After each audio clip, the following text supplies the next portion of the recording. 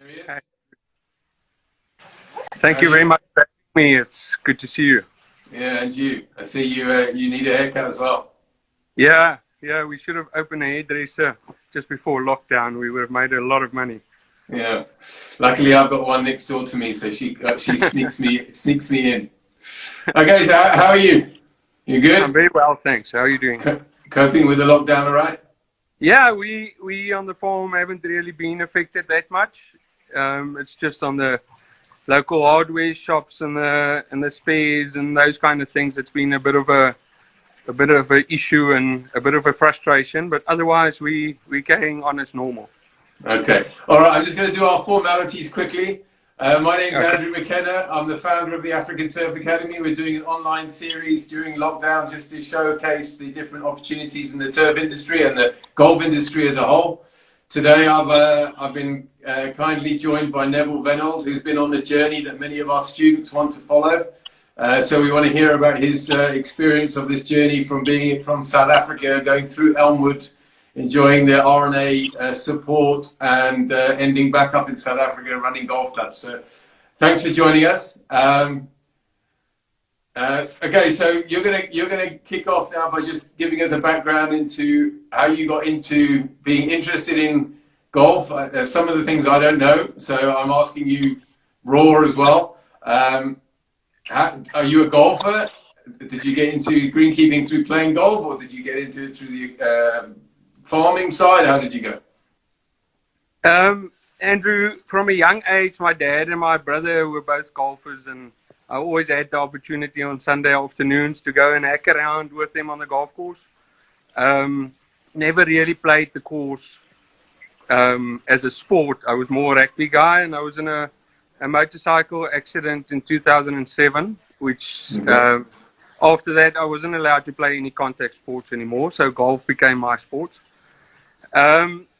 Being born and raised on a farm and grew up on the farm, the outdoor life was always part of my day-to-day thing, and I always knew the opportunity would be there to farm one day, but I wanted to do something else. So I went on to do aptitude tests, and one of the things that came up that I never really realized is a career in turf management.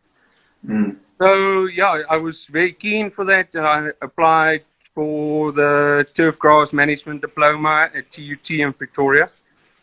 So we were only 2 guys that applied for it that year, so the course didn't run. And I went onto the course for landscape architecture or landscape technology for a year, hoping to move over to turf grass management in year 2. Okay. And in year 2, we were the same 2 guys that just applied for the course again. So I made the decision to start looking for other venues and other opportunities abroad. And I came across Elmwood College with the help of Ian Butcher, which you know very well. Yeah. And because the academical year in Scotland actually starts in September, so the year, call it from January to September, I started doing short courses. The short course in turf grass management at University of Pretoria, the short course on pest control, also University of Pretoria, and did a bit of time at my local golf club to just get a bit of experience. Which is where? Moinoi Golf Club. Okay. Yeah. So yeah, the rest is history. And September came around, and off I went. Okay, so some of the things that you're talking about there don't exist anymore, right? The TUT program, and I think that's where African Turf has been very fortunate, is that it included the golf aspect to encourage the youngsters to get involved, and having the RNA support and Jacobson support in the early days really helped to get off the ground. Okay, so you flew to Elmwood. You didn't do it remotely. You actually went there, right? I went in as a full-time student, as a boarder in the residence there. Lived in Scotland for the entire time of both my NC and my HNC, just with my practical being back here in SA. Okay, so your NC is what we do at African Turf Academy, which is predominantly, well, not predominantly, but it's combined with practical experience. So were you able to do your practical experience while you were studying, or did you have to wait till you came back? So the NC is actually a fantastic course for someone that wants to start in the industry and kind of learn as you go. You just don't, it's not just studying full time, but you're actually out on the Elmwood Golf Course, which is a fantastic facility. So part of your NC, there is practical days. And you go out with a class, and may it be from building bunkers to operating machinery to just basically any possible job on a golf course. That's what you do. And our head lecturer, our head of education for African Turf Academy, Derek Daly, I can see he's joined us this morning. So he also did that, I believe. Yeah. Was he with you? No, Derek. I don't know if before you. He was before or after. It was what we missed each other with a year or so. Okay, all right, and then you went on to study the HNC. Yeah, so basically after my NC, part of the course is a couple of months placement at some course of your choice. It's amazing how it all worked out. I had a secure job at Balm Springs in close to Calgary in Canada. Okay. And we had a bit of time off before I had to start there. So I flew back to come and visit my family in SA, and I figured I'll just do my visa application from here. And I couldn't manage to do that somehow because I didn't study in SA. I had to do it from the UK. And somehow word of mouth, me and Derek Muggeridge started communicating, and I spent my time at Leopard Creek as a young student back in, call it 2010. Okay. All right. I think that's when I first met you, right? I met you with Ian Butcher somewhere near Silver Lakes. Yeah. And then your HNC, is that when you became an RNA scholar? I became an RNA scholar, as Wendy mentioned last week, when I was an NC student. Okay. I was very fortunate to be pushed forward by the college and securing the RNA scholarship. Yeah, because now the RNA only gives scholars for the HNC. That's correct. But was it different back then? I think I can't really give you an honest. Okay, all right. From what I understand, to become a full RNA scholar, you need to be studying the HNC. RNA support us as an academy to support the students at the NC level, which is great. Okay, so then did you do the Ohio State program? I didn't actually do the Ohio State program. It was at that stage where I had to make a decision with the opportunity in South Africa at Sun City or the Ohio State program, and I weighed two opportunities up, and at the time the right decision for me was to come back to SA and take up a full-time position. Okay. And while I was doing that, I also studied towards my degree in turf science at Myerscough, and it obviously helped to come back and start earning a bit of money. Yeah, that always helps. At the same time. And Sun City is obviously a fantastic facility with 2 championship golf courses with the tournament. Okay. So opportunity like that doesn't come around too often. Okay.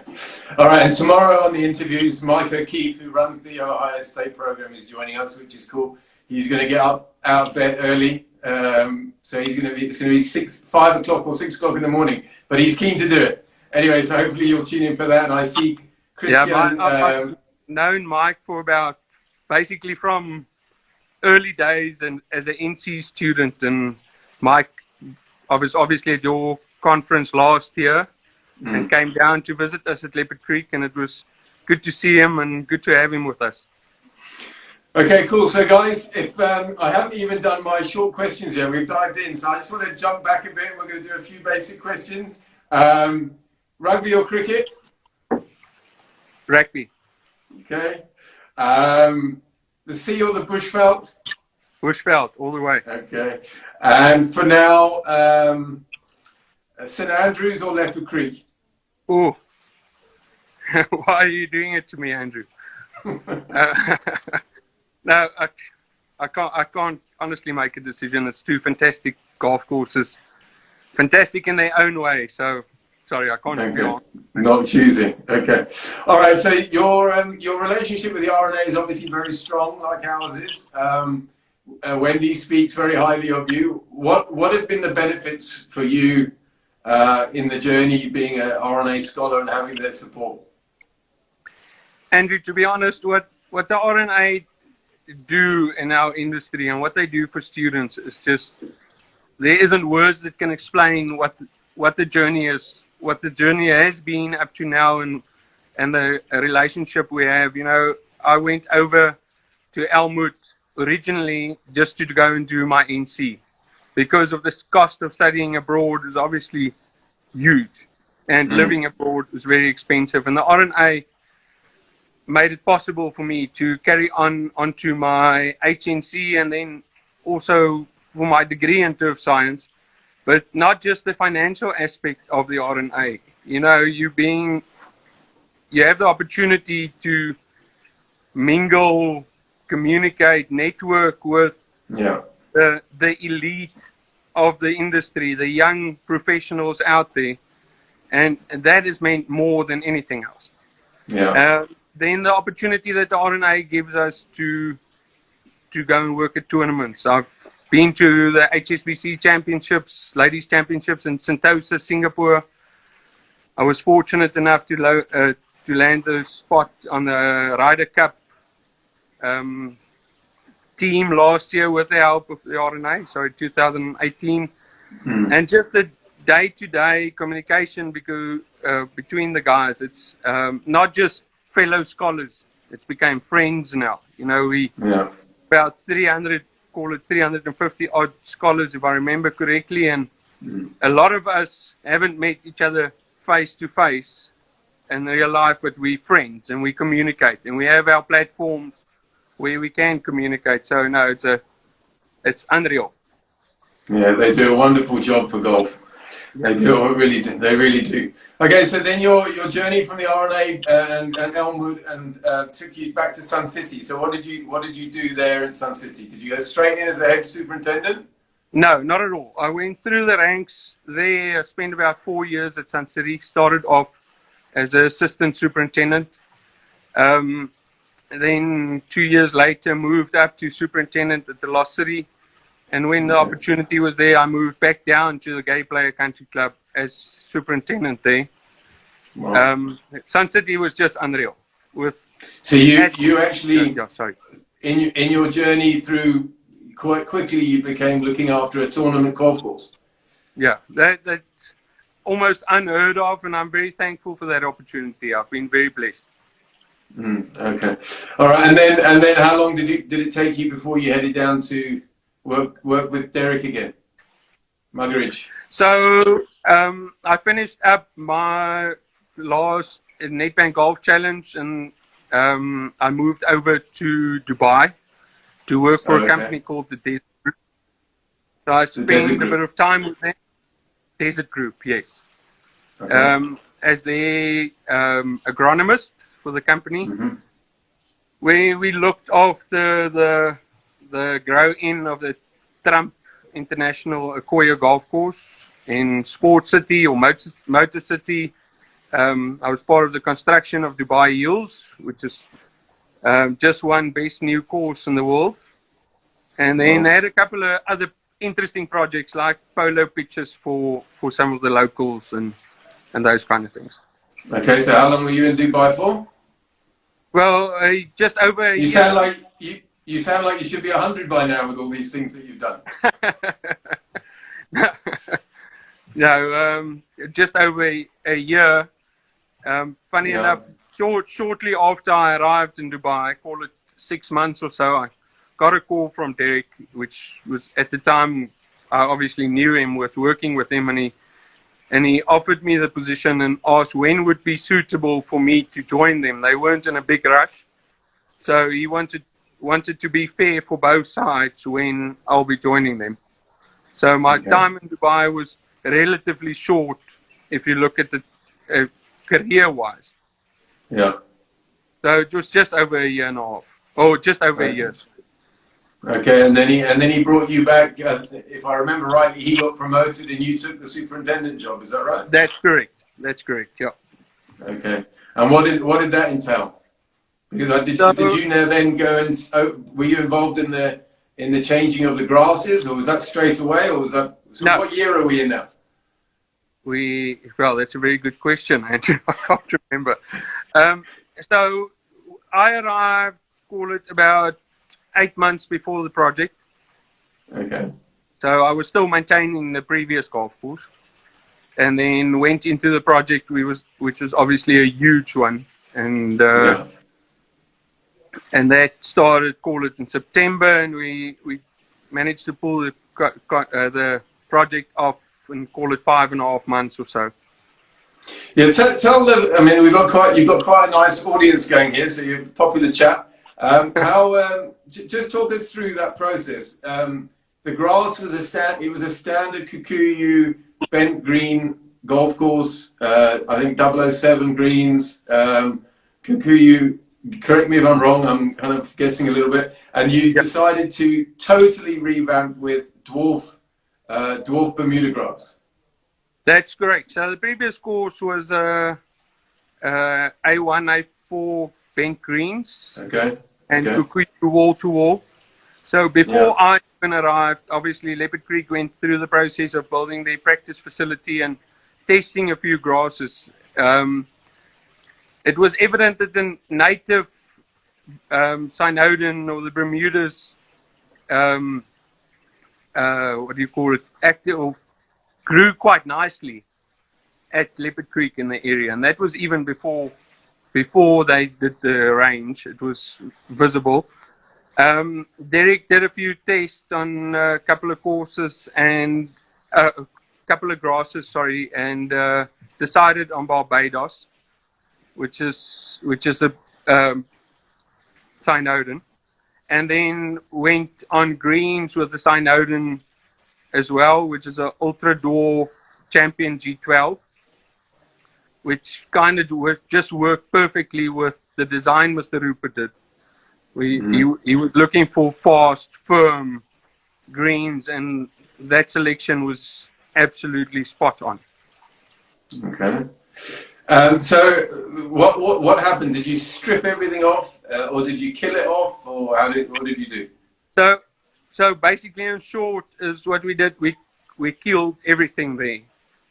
The entire golf course went from lush green to brown within a couple of weeks. The dozers came in, the shapers came in. They did a lot of work there. And this was Golf Data. Golf Data did that. Correct, and they did an unbelievable job, the team at Golf Data. Capped the entire course with a new growing medium. On some areas 150 mil, other areas 100 mil, depending on the area. And then, because we were pushed for time, we built a nursery. We grew in a nursery on a center pivot on a farm next door. So we had about, call it 40 hectares of grass. No, not really that. Call it half that. So we sprigged, we seeded, we sodded, we did whatever we have to do to get the course open 5 months later. And the irrigation system stayed in?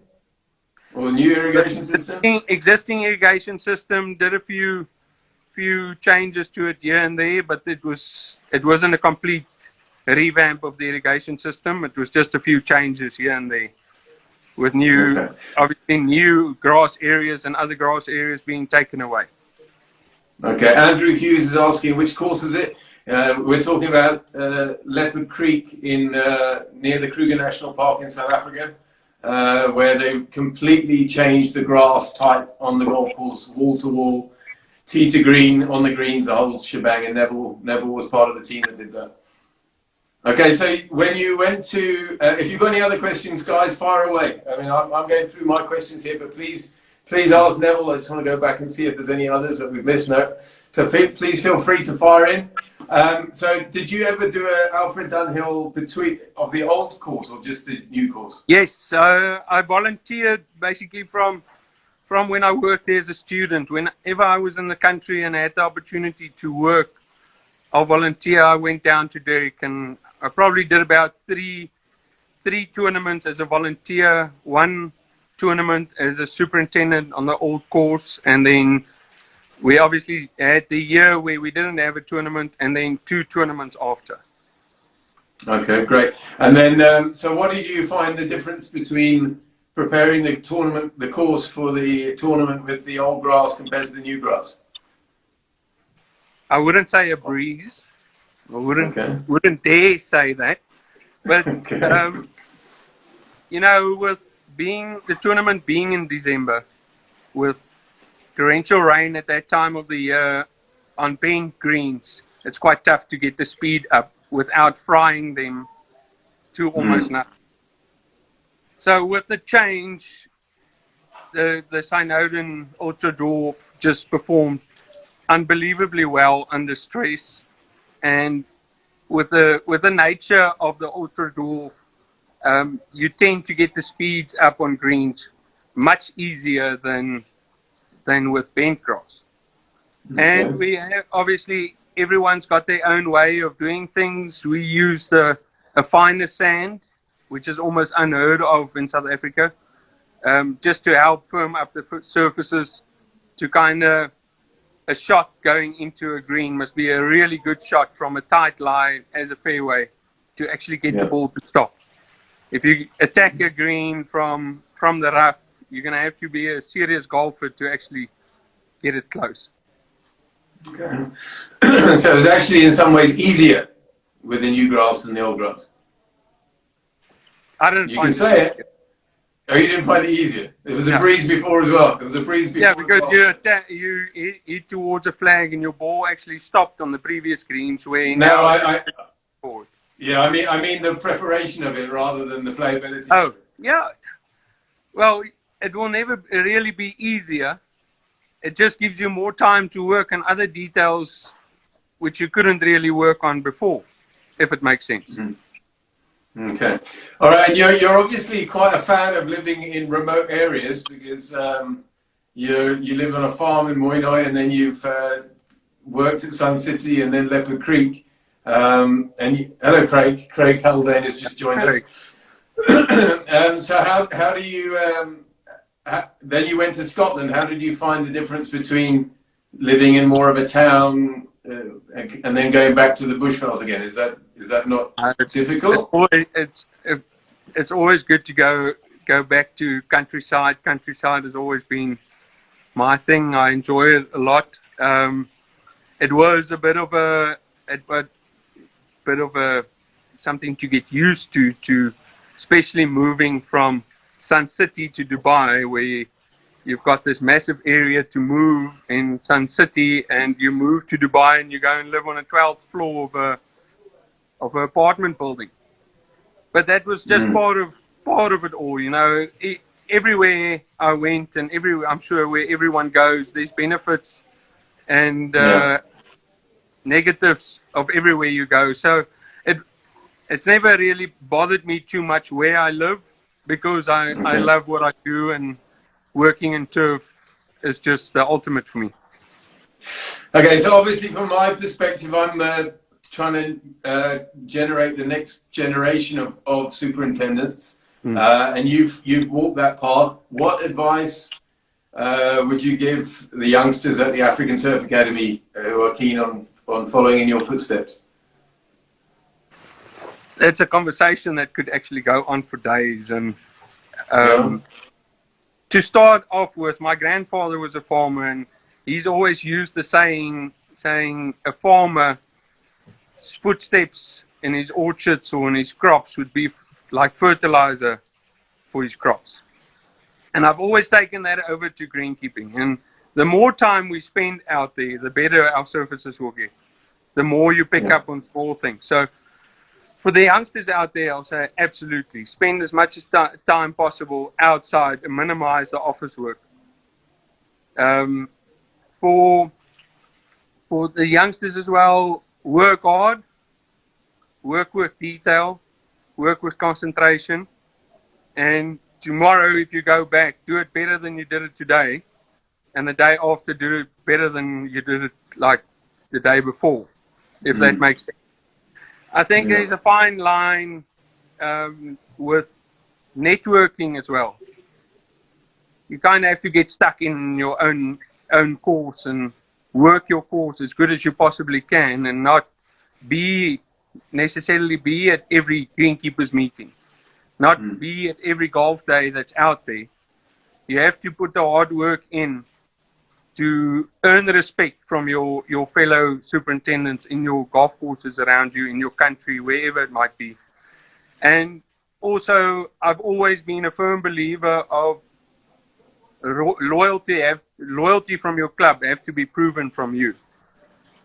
You have to work hard and prove to your club that you're a loyal worker for them to actually be loyal to you.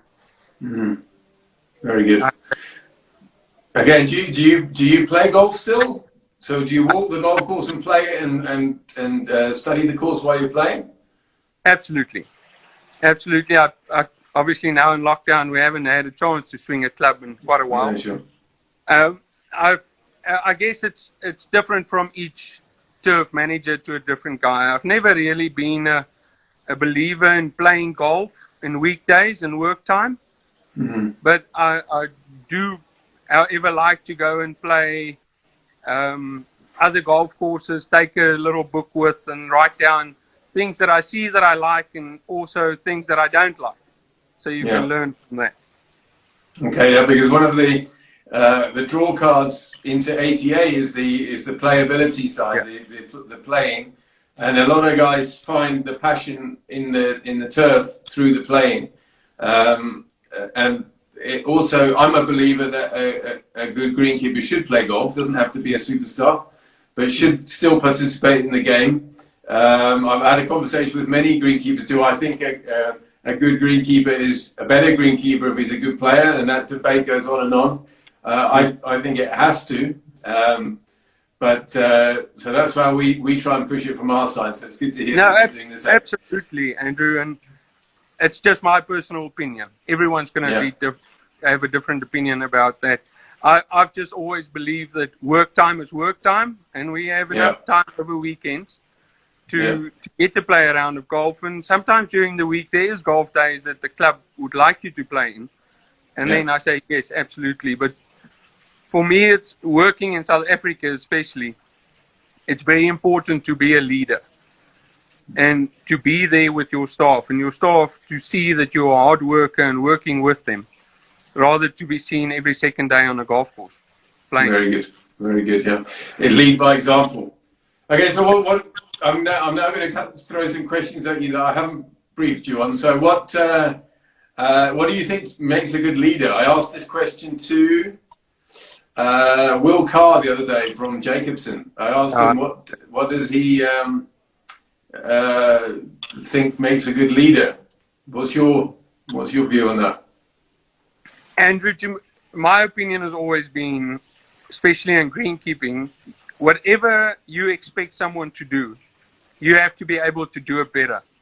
You have to be able to, if we're talking brush cutter, fairway mower, greens mower, whatever it might be, you as a manager and you as a senior employee of a club must be able to know what the job entails. You can't expect someone to cut the area, let's say, in half an hour if you don't know how long it takes. So you have to lead by example, and I'm glad Craig is here, because I've learned a lot from Craig. I don't know if he even knows it, but the way he's been a leader on his courses, obviously, especially in Dubai. That's when me and Craig got to know each other, and just the way he managed his staff, and they didn't refer to him as, call it, a manager or the boss or whatever. They were all employees of each other. Yeah. And especially in my career, I've looked up to Craig quite a bit in that aspect of being a manager and being a leader. Yeah, another South African greenkeeper has gone out and done well for himself. Okay, and Jeff Claus also had I've repeated this now a few times, but Jeff Claus had a great thing for this, is inspect what you expect. I don't know if you were watching, Jeff, But that's kind of what you're saying there, isn't it? And make sure you can do, and make sure you're doing what you would expect your customer or your staff member to do for you. Yeah, it's the thing that we don't always remember, Andrew. Some of our staff, especially in South Africa, has been working on golf courses for 20, 30 years, being in the same facility. They've seen tons or dozens of superintendents coming through and leaving again. And if we have to be honest with each other, if me and you walk into a new house, obviously a bedroom is going to be a bedroom, but the way you like to put your furniture and your beds and is going to be completely different to my way of doing it. And it's the same on golf courses. We all strive to give, at the end of the day, give the ultimate playing surface. But my way and your way is going to be two different ways. And that's where it is crucial to train staff kind of to buy into your mindset of course maintenance. Very good. Okay, so then the next part, a crucial part of your job is also communication. Communicating to your staff and to the members and whatever stakeholders there are in play. What do you do? Are you a social media guy, or are you a face-to-face guy, or a bit of everything? What do you do? Face-to-face. I prefer face-to-face. Good handshake is always good. Not now, though. Not now. No, not now.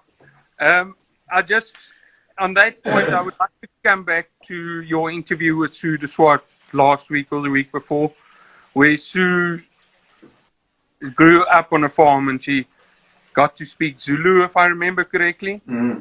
And I've always believed in that. Grew up on a farm, got to learn a bit of Tswana, just the basics. Hello, how are you? What are you up to? What can I help with? And I think that's crucial for the youngsters going into a job, especially in South Africa. I wouldn't say speak it fluently, but at least just to show that you're interested in their culture and show that you want to speak to them and learn from them.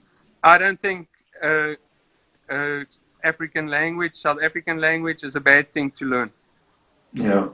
On the members, yeah. No, sorry. So on the members' side, I think a good thing or a good habit to learn from a young age is to acknowledge that you'll never be able to satisfy everyone.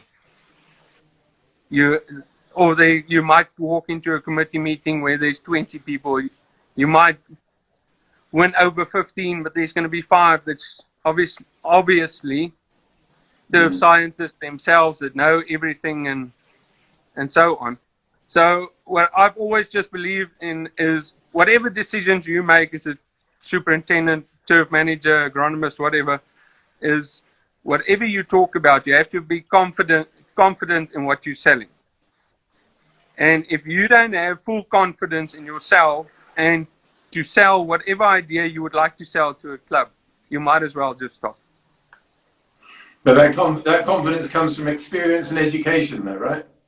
Yeah, and reading, constantly reading, speaking to your friends in the industry, where guys that you actually value their opinion. Absolutely. Guys, again, if you've got any questions for Neville, please fire away at him. He's obviously a fountain of knowledge, so keep the questions coming. I want to talk to you about mentorship. Have you had a mentor in your career? In your turf career? I've never really stuck to one person. Like I said earlier, I learned a lot from Craig and Craig's way of managing staff and his exceptional eye for detail is something that I picked up from him. And I obviously, as a young turf manager, strive to be a Craig Haldane one day, a Derek Muggeridge one day, a Sue de Swart one day, and the list goes on and on. I think there's something to learn from everyone you come across. I mean, I've got two friends that I just saw was watching one superintendent abroad and one close to on the coast in South Africa, and I learned from them. Who are they? Name them. Now, who are they? Corneille van Zyl is here and Hein Labuschagne is here. Okay. They both two exceptional superintendents. And Where we're are about they? Hein is at Selborne, isn't he? Selborne, and Corneille is in Thailand. Oh, okay. Thailand. So I've okay. learned the nice thing of having friends like them in the industry. We've played golf together a couple of times. We see each other either weddings or birthdays, and we speak to each other almost every day. So we learn from each other, and the nice thing about that is, more than mentorship, is that you have the confidence in yourself to send pictures of your work, or the way a new mowing pattern came out and it looks nice on your course, to be able to have the confidence and friends to send that off to them, and they would appreciate it as well. Mm. And Nick Powell's saying that you've been an awesome mentor to him. Nick Powell joined us on the back of a recommendation from Neville, so thanks for that for my side and from Nick's side. So, yeah, I think one of our other speakers, because you've walked what the other speaker said, during your apprenticeship or during your learning years, your development years in the turf world, that you experienced St Andrews, the Elmwood course, the links courses. You did Sun City, you did Dubai, you did Leopard Creek. I mean, you can't get more diverse than those conditions and golf courses, turf and the soils and the grasses and the weather and the growing conditions. So you must have had a massive, and that's one thing I would always recommend to everyone starting out, is don't go somewhere and stick there for in your growing years. Go move around if you can. Move around. Yeah, no, absolutely. And I think for young guys going into the industry, it is important to stick it out long enough to learn from, get the full experience from a golf course, get the full experience from whoever your manager might be that you learn from, good or bad. And I think after a while, you kind of get to a point where you have to make the decision yourself. Is it time to move when either you can't grow in the company into a managerial role that we all strive for, or are you at a point where you're not moving anywhere and you're not learning anything anymore? And opportunities, there's more than enough opportunities worldwide in greenkeeping, to be honest. Yeah, no, absolutely. Mike O'Keefe's going to come on tomorrow and tell us how many opportunities there are, because he travels the world all the time recruiting for his program, and he sees the opportunities. So, I was going to say something there. Now I've forgotten. Okay. Okay, let's just jump on. So, what else? I know what it is now. You've left Leopard Creek. You had a couple of sad moments in your life. I'm not going to go there, but you had to go back to your family farm, and actually you left the industry. And now you love the industry so much, you're returning as a consultant. Tell us about your new situation, your new venture, and so on. See, Andrew, I'm sure 99.9% of turf managers out there would love to be part of the industry for the rest of their life. And with the help of the RNA, I've been able to see a lot of places, work quite a bit of tournaments, and turf will always be part of my life. And I've actually realized that a couple of years ago, thinking, if I ever leave a full-time superintendent's job, what would I want to do? And so started up this company. I had this vision that I would like to start up a company, small, not commercial company. I'm not interested in going commercial at all. I want my attention to the company should be visible every day that I'm out there, or every advice I give. I also, just to make it clear, I don't want to be seen as a consultant, because I don't feel that there's room for a young consultant in our industry. I want to be seen as someone that's giving a helping hand and helping clubs that's been struggling, especially in South Africa. You would know, clubs have been struggling big time over the last couple of years, just barely keeping the doors open. And if my vision is, if I can't help a club to save money and optimize their operation, then I shouldn't be there. So yeah, that's basically where I am. I've tied hands with DZ Golf in Namibia. So we're doing a bit of work out there. Very exciting project, existing golf course that we're helping out there to just jack it up, and they're going to develop it into a golf estate. Okay. So we just want to optimize what they have there. And what sort of things will you be looking at golf clubs when you go and chat to them? I think the basis of making a difference is to help guys that haven't had the opportunity to go through the career I've had to go abroad and go and study, is to help with training and explaining. And I think, once again, getting out there, getting your feet on the ground, and the fertilizer that I spoke about earlier, and just train on all kinds of things. You know, we in a country where qualified greenkeepers is absolutely a new thing. The local clubs have been maintained by garden services from all the small towns and so forth. So to have been able to see what goes around or goes on around the world, to come and make a difference out here, is absolutely what I'm for. Okay. Harry Suko, do you know Harry? He's from Wingate. You may have met him a couple of times. Anyway, maybe. He is asking, are you mentoring anyone at the moment, and what do you find difficult when you? What's the difficult thing you come across when you're mentoring someone? I don't really want to be. I don't think I want to mentor someone as such. I would like to lead by example, and if someone can learn something from me, great. If someone can't learn something from me, or they're learning a bad habit I might have, great for them as well, because then they learn what they're not supposed to do. Okay. All right. Mentoring maybe is a terminology that is not coming across right, but leading by example is mentoring, I would say, as well. You don't have to be a formal mentor to be seen as a mentor. Exactly. Someone that Nick Powell is saying that you're a mentor to him. So even though if you realize it or not, you are a mentor. You know, someone who's more experienced than other people hold that role. Okay.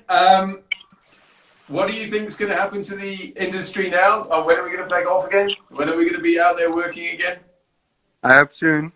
I really hope soon.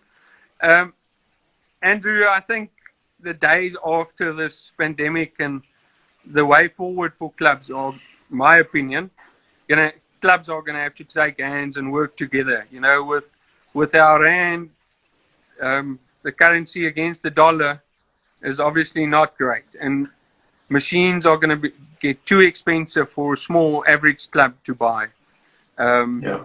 I think it's going to go more into proactive maintenance on machinery, and try and get the maximum out of the hours that you possibly can, getting out of the machine that you can.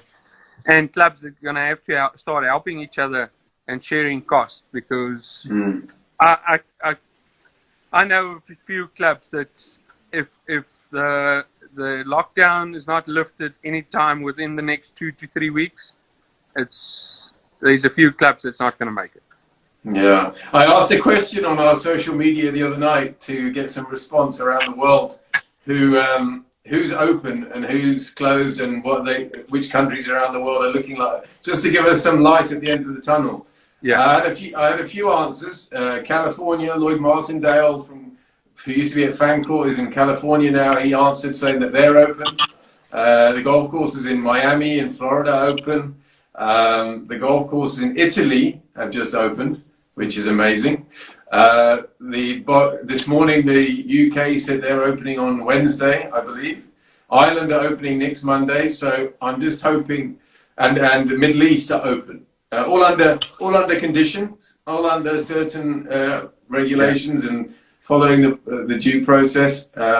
But it is optimistic, and I hope the South African government look out for that. I was trying to nudge from in my small little way online like that. So hopefully we can get back to the industry we love. But I'm loving my interviews and it's awesome.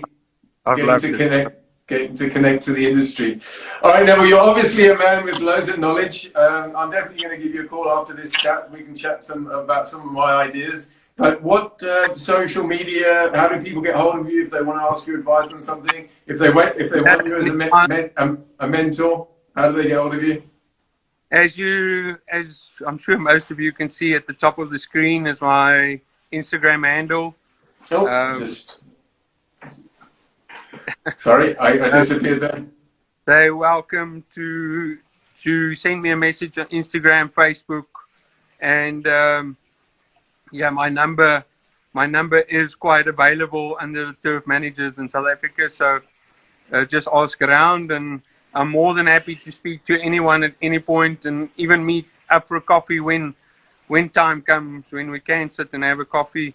I've had quite a bit of time with some of your students over the years, and giving my advice and helping where I can. So they're more than welcome to get in touch with me. Yeah, I know Derek Muggeridge was going to bring some of our students down to help give them experience in the June-July holidays. I'm not going to be able to do that now because, and also you guys were encourage the guys to go down to the tournaments. I haven't asked you that question. How important do you think it is to get tournament experience during your informative years and generally? Crucial, Andrew. Crucial, to be honest.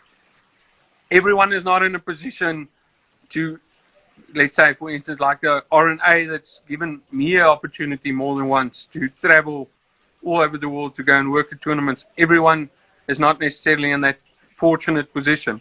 But even for a young guy getting into the industry and a local club championships, and just if a student goes up to the course manager and says, listen, can I come and help you rake bunkers? Or can I come and use a blower or a strimmer or whatever it might be for the club championships this weekend?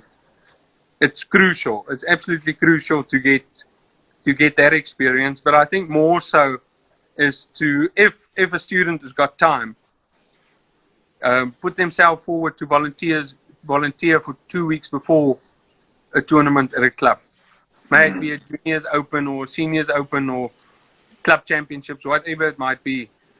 It's nice to see the end result if you've been working on it for a while.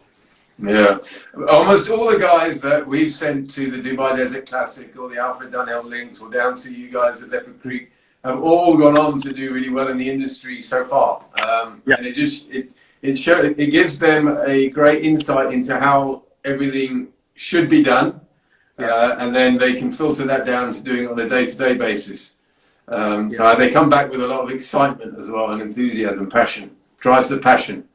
You see, the self-satisfaction that you're going to get out of tournaments and seeing the end result is going to be way more than any financial aspect or any salary you'll ever earn. Yeah. And I think, for just back to your question for advice for the students, is settle or accept from early days that your chances of earning a salary that you think you should be earning is probably about zero. But your self-satisfaction that you're going to get out of this industry and working out there every day is way more valuable than anything else. Absolutely. Job satisfaction, passion, getting up in the morning, doing something that you love doing, that's worth a lot of money. It's worth a lot of money. Okay. All right, Neville, thank you so much for your time. It's been brilliant. You're obviously a popular chap. A lot of guys coming through today during the hour. Probably the best turnout we've had in a while, so well done. Thank you. Thanks to the guys who tuned in. Any closing thoughts before I wrap up? No, nothing from my side. Thank you. Nothing. All right. Thank you for having me, and it's been a great couple of interviews that you've had over the last 3 weeks, and it's an absolute privilege to have spent a bit of time and speak to you. Okay, thanks, Neil. I've got a cool lineup this week. I want to point it out tomorrow. I've got Mike O'Keefe, who's great fun, who's got great stories, and loves what he does. Then on Wednesday, we've got David Withers, who was the president of Jacobson for many years, who's now got his own business in the UK. And then on Thursday, I've got a really exciting one. I've never met him. He's Scott McLean. He was the head of agronomy for the European Tour. You may know him. I don't know him. He's agreed to come on, and he's now heading up agronomy for the Gulf Saudi. So I think tune in for that one. I think that might be a very interesting one. And I don't know him, so I'm talking to him across like this without knowing him. So it'll be interesting for me too. Yeah, it's just a quick fun thing that I remember of Scott. We working the Ryder Cup early morning, and like days before the Ryder Cup, and the next moment while we're working, we see this guy running all over the course, and he's trainers and just doing a bit of a workout, and the next moment it's actually Scott that early morning running the course just to see what everyone is up to. So remember to ask him about that. Okay, you can ask him. You can watch and ask him. All right, Neville. Thank you very much. Brilliant. Cool, Andrew. Thank you very much. Okay. All right. Chat soon. Bye. Bye.